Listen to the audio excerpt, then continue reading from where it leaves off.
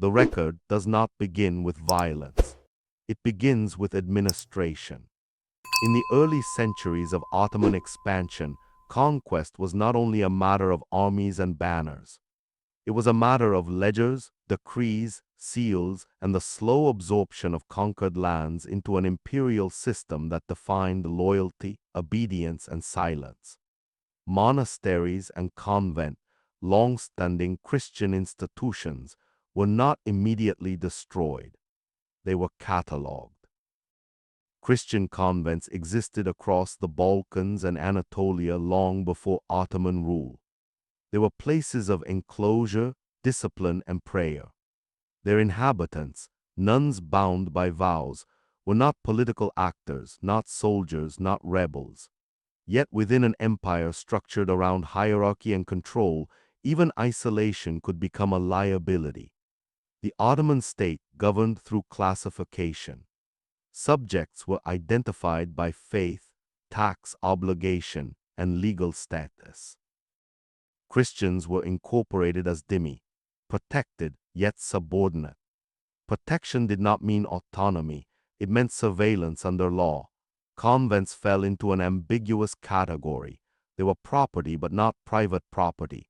They were religious but not Ottoman. They were female spaces in a system where public authority was male and imperial. This ambiguity is where the pressure began. Early registers show that monasteries were assessed for land, produce, and population.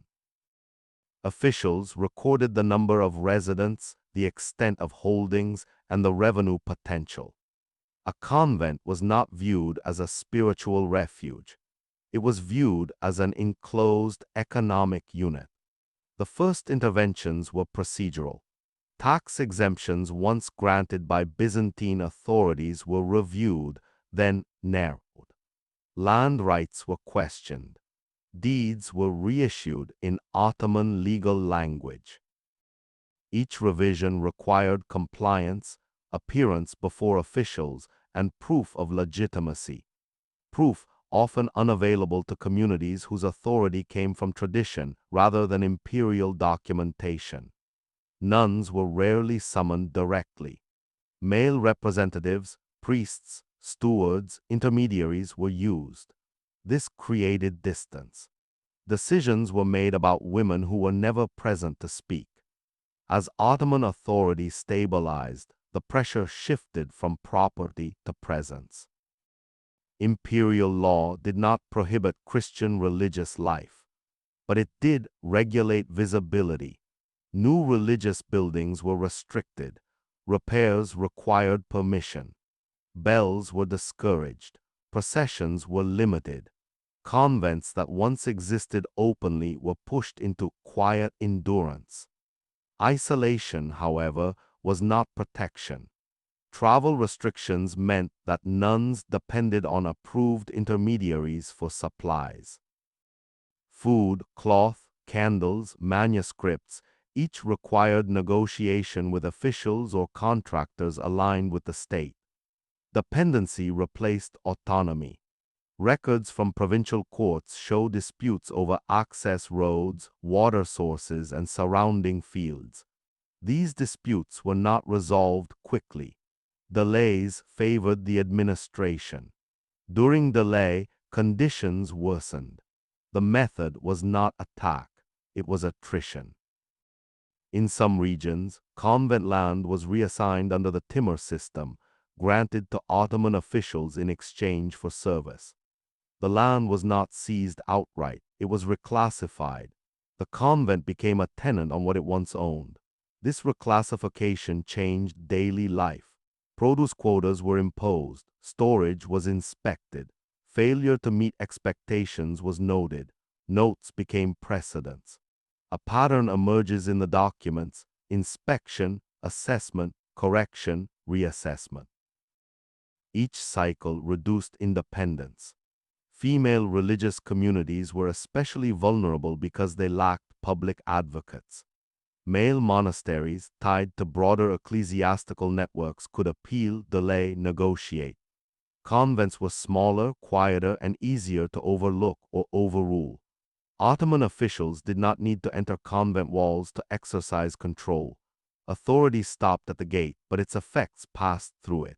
The language of decrees is consistent, calm, administrative, impersonal. Nowhere does it speak of punishment. It speaks of order. Order required conformity. When a convent could no longer sustain itself, when land disputes drained resources, when taxes exceeded yields, when access routes were blocked, intervention followed. Sometimes it took the form of a temporary oversight, sometimes protective supervision. Protection, again, did not mean safety. It meant custody. Custody meant that decisions were no longer internal. Schedules changed. External supervisors appeared. Communication narrowed. Silence deepened. The nuns' vows of enclosure, once voluntary, became enforced through dependency. They could not leave without permission. They could not receive visitors freely. Letters were delayed or lost. This was not a collapse. It was a slow constriction. Ottoman legal culture valued documentation. What could be written could be controlled. Convents, whose histories lived in oral tradition and sacred practice, were increasingly forced into a system where what was unwritten did not exist. A convent without a valid deed was a temporary occupant. A temporary occupant could be relocated. Relocation is mentioned quietly in the sources, not as exile, as reassignment. A community moved from a rural site to a town, or from a town to a smaller enclosure. The stated reasons vary: security, efficiency, consolidation. What is consistent is the result: loss of continuity. Sacred spaces depend on time. Disruption breaks memory. When a convent moved, archives were lost, graves were abandoned, lineage fractured. By the late classical period of the empire, many convents existed only as names in registers. Others remained, but altered, reduced in number, influence, and visibility. No dramatic event marks this transformation. There is no single year, no decree announcing an end. The process is dispersed across decades, provinces, and files. What survives are fragments: a tax dispute here, a reassignment there, a complaint unanswered. And behind those fragments, lives lived under narrowing conditions. The state did not need spectacle. It relied on permanence. By the time attention turned elsewhere, to wars, reforms, borders, the system had already done its work. The convents that remained were compliant. The ones that resisted were gone, absorbed, or erased from record. The silence that follows is not accidental. It is administrative success. And yet, the record is incomplete.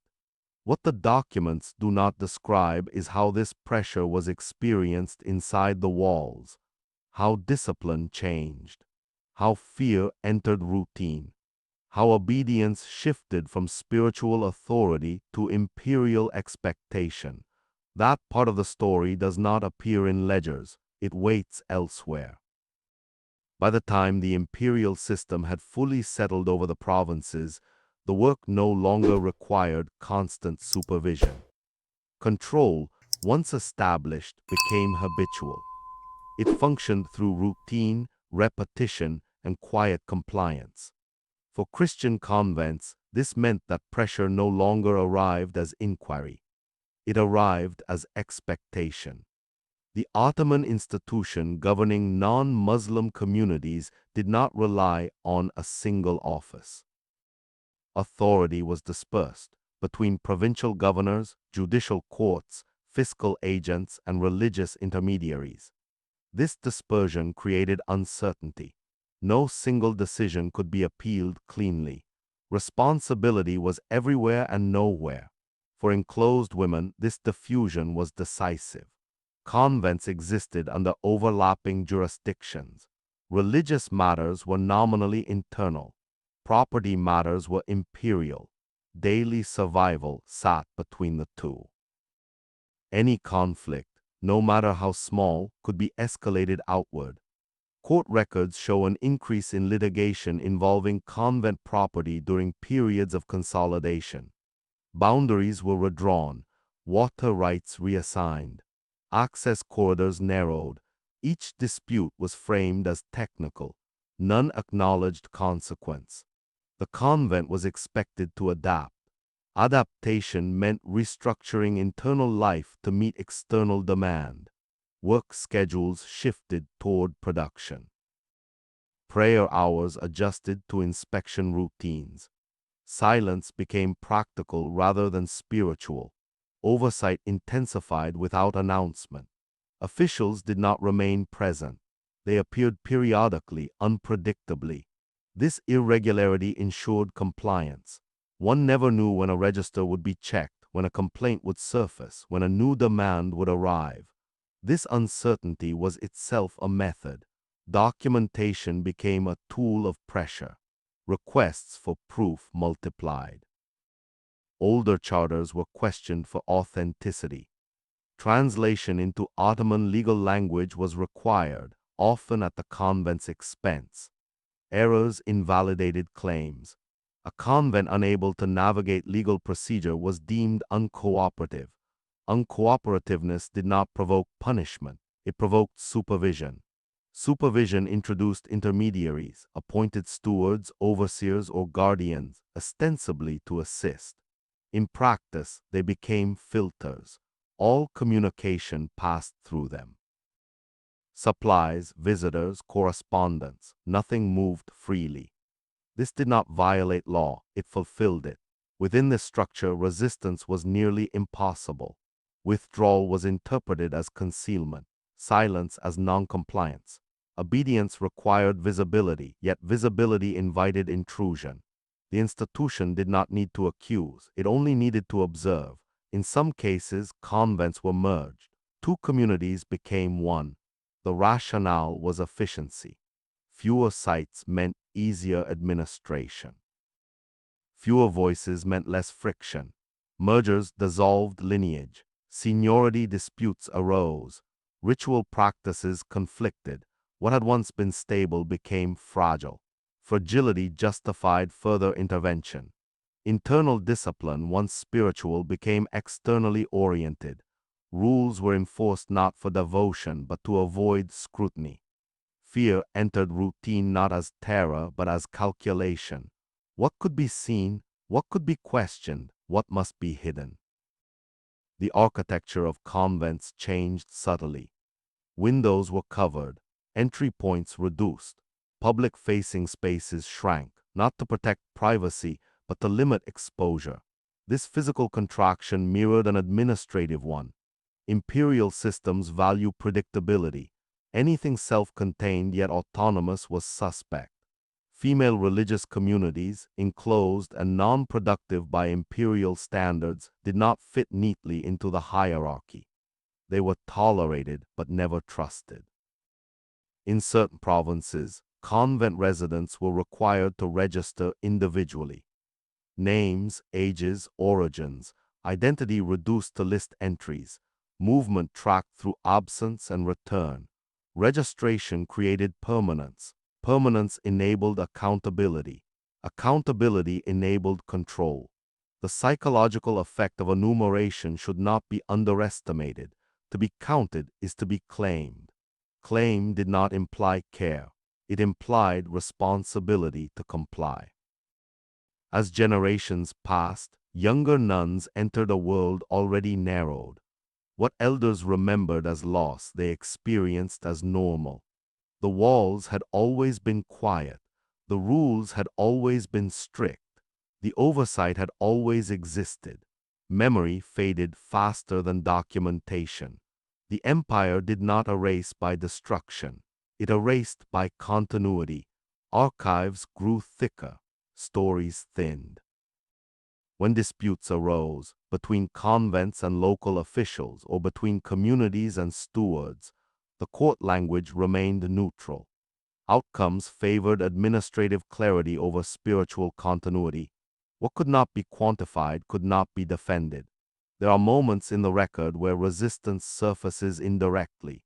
Delays in compliance, Incomplete records, repeated petitions requesting clarification. These are not protests, they are hesitations. Each hesitation was noted. Over time, hesitation became evidence of inefficiency. Inefficiency justified restructuring. Restructuring dissolved autonomy. This was not policy announced from the center. It was logic applied locally. The result was uniform. By the height of imperial administration, convents that survived did so by internalizing the system. They self-regulated according to imperial expectation. They anticipated inspection.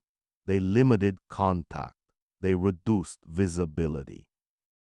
What had once been spiritual withdrawal became institutional self-censorship. The silence was no longer imposed. It was maintained. Yet even this adaptation did not guarantee security. Records show that once a community was fully compliant, it became invisible. Invisible communities had no advocates. When land was reassigned, no objection followed. When a building fell into disrepair, permission to repair did not arrive. Neglect replaced pressure. Neglect achieved what intervention could not. Without support, without recognition, without voice, institutions faded. Not in defiance, but in obscurity.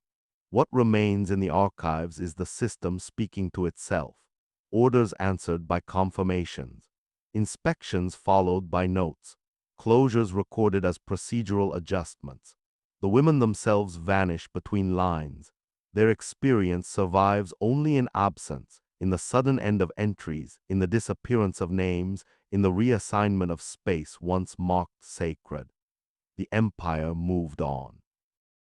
And with it, the mechanisms of control left behind something quieter than destruction.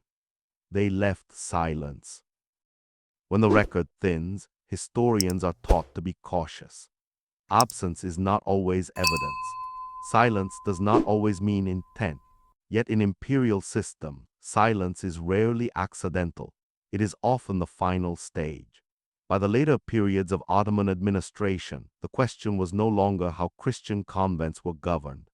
It was whether they were noticed at all. Many simply stopped appearing in registers.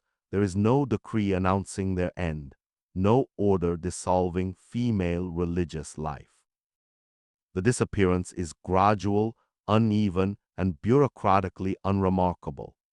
A convent listed in one survey is absent in the next. Land once attributed to a community is reassigned to a different category. A structure is marked as unused. Then the entry ends.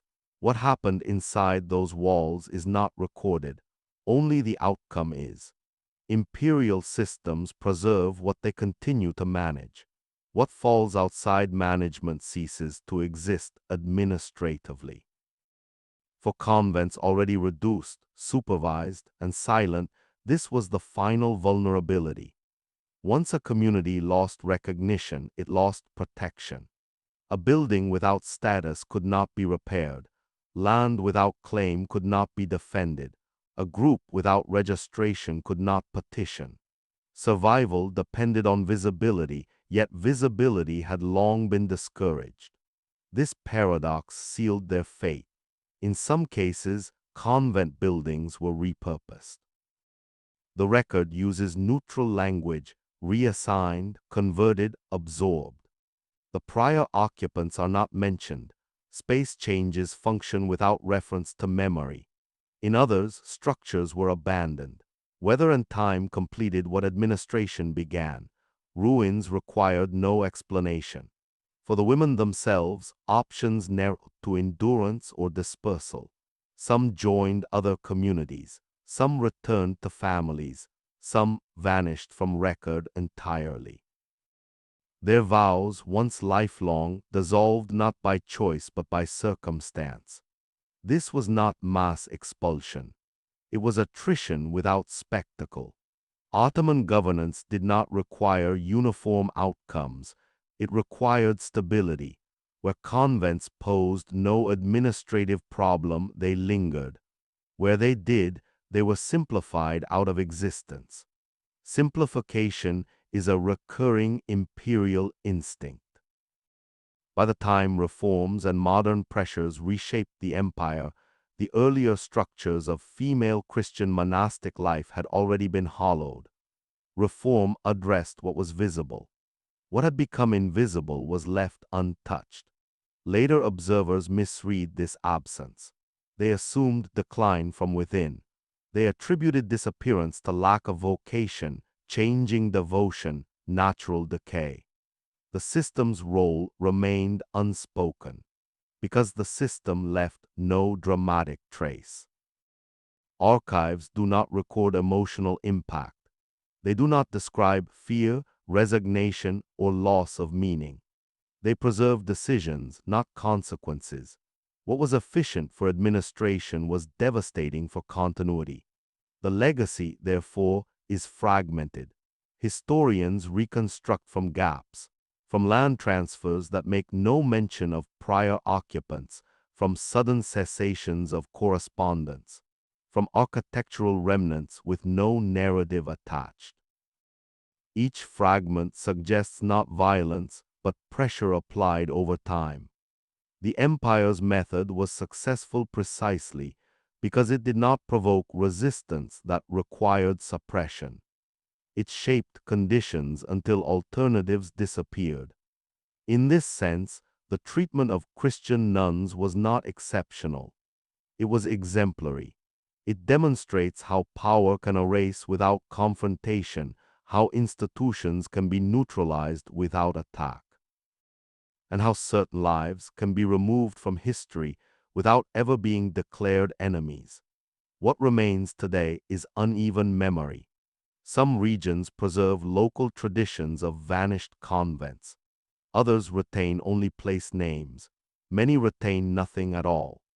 The silence has lasted longer than the institutions themselves. To speak of this history is not to accuse an era of cruelty in modern terms.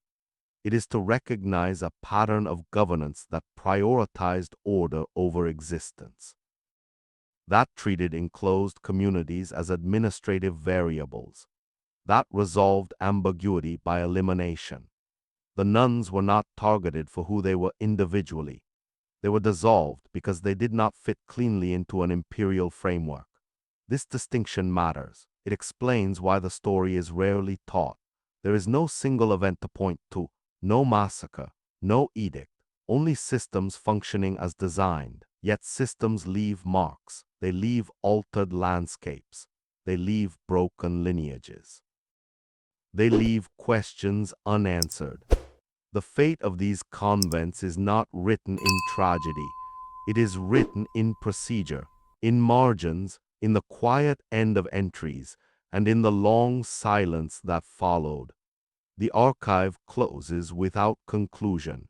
What was lost does not return. What was erased does not announce itself. It simply stops being remembered.